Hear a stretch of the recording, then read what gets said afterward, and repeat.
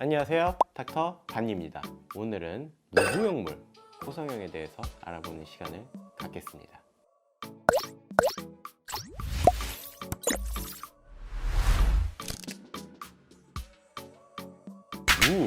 보형물을 안 넣고 수술하는 코 성형에 대해서 얘기를 하는 거죠. 보형물이 안 들어가면 뭐가 들어가냐?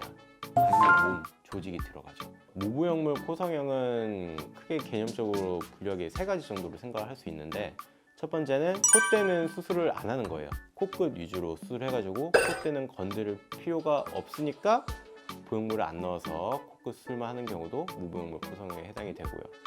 그리고 콧대에 넣기는 넣는데 실리콘 말고 다른 거를 넣는 거죠. 우리 몸에 있는 뭐 연골이라든가 진피라든가 뭐 이런 걸 넣었을 때도 마찬가지로 넣긴 넣지만 실리콘이 아니니까 무보형물 코성형이 되는 거고, 그리고 마지막으로 콧대를 수술하긴 하는데 이제 보형물이랑 상관없는 거, 그러니까 큰 코를 줄이기 위해서 매부리를 깎는다든가 살짝 다듬는 정도라든가 뭘 채우는 게 아니니까 보형물이 안 들어가겠죠. 이런 세 가지 경우에 무보형물 코성형이라고 할 수 있을 것 같습니다. 보형물이 들어가면 염증이 생길 가능성이 병마다 다르고 사람마다 다르지만 생각보다 낮아서 크게 걱정할 건 아니긴 하지만, 그래도 낮은 거랑 없는 거랑은 또 차이가 있기 때문에 같은 모양을 만드는 데 있어서 보형물을 안 써도 그 모양을 만들 수 있다면 저는 당연히 안 쓰는 게 답이라고 생각을 하고요.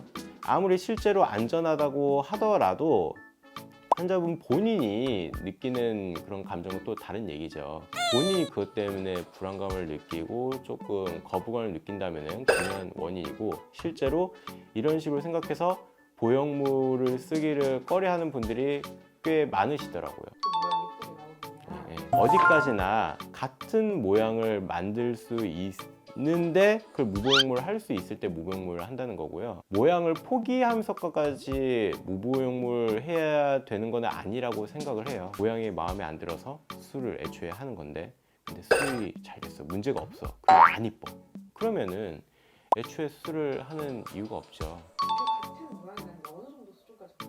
코가 낮냐 높냐 이렇게 구분을 할 때 세 부분으로 나눠서 생각을 해야 된다고 생각을 하거든요. 코가 시작하는 미간이라고 하죠. 눈 사이 부위, 그리고 보통 매부리가 있는 이 콧대 중간 지점, 그리고 마지막으로 코끝 바로 위, 요 정도쯤, 이렇게 세 부위를 나눠서 따져봐야 되는데, 그 매부리가 있는 부분을 보형물 없이 높이기는 조금 어렵습니다. 거의 보형물이 들어가야 되는 경우가 많은데, 매부리 기준으로 위, 아래가 낮으면은, 혹은 매부리 있는 쪽이랑 여기는 괜찮은데 이 미간 쪽만 살짝 낮다면은 연부 조직이나 연골 같은 거를 채워서 모양을 만들 수 있기 때문에 그런 경우는 보형물을 안 써서 높일 수 있다.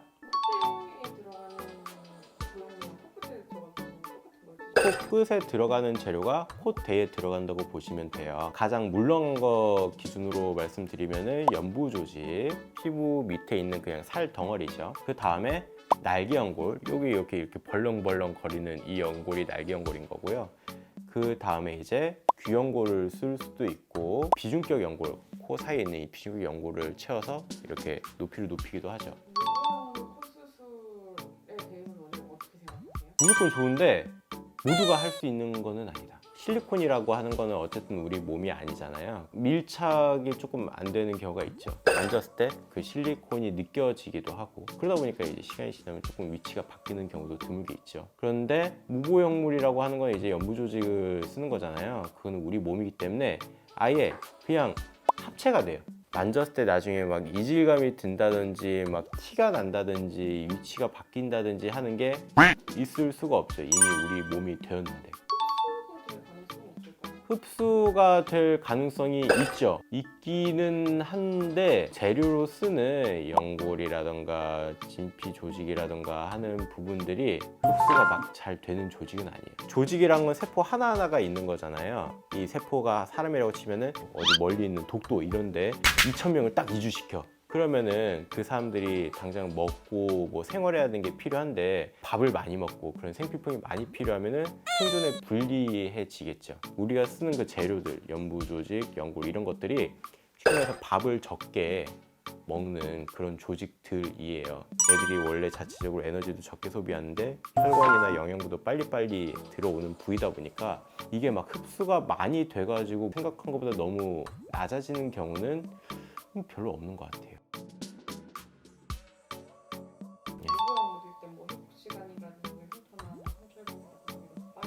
회복 속도는 보형물을 넣는 게 더 빠릅니다.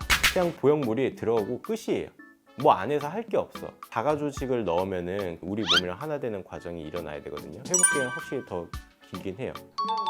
저도 처음에 당연히 보형물이 안 들어가니까 보형물 가격이 빠져서 더 쌀 줄 알았는데 사실은 전혀 그렇진 않고요. 무보형물이 훨씬 수술이 어렵거든요. 그럼 말랑말랑 조직들을 보형물 모양처럼 이렇게 다듬어서 군데군데 잘 이렇게 넣어야 되는 거기 때문에 시간도 오래 걸리고 결정적으로 보형물이 생각보다 싸요. 오히려 비용으로 따지면 무보형물이 더 비싸야 되지만 일단 저희 병원은 가격을 따로 구분을 해두고 있지는 않죠. 어디까지나 제가 이렇게 말씀드린 전제 조건은 모양 차이가 없을 때 얘기고요. 너무 그렇게 모양까지 손해 보면서 무보형물을 고집하실 필요는 없을 것 같아요. 안전을 택하기 위해서 무리하게 보형물 안 썼다가 모양이 마음에 안 들어서 결국 다시 수술을 하는 거는 매한가지이기 때문에 굳이 보형물을 넣냐 안 넣냐에 대해서 그렇게 많이 신경을 쓰실 필요는 없을 것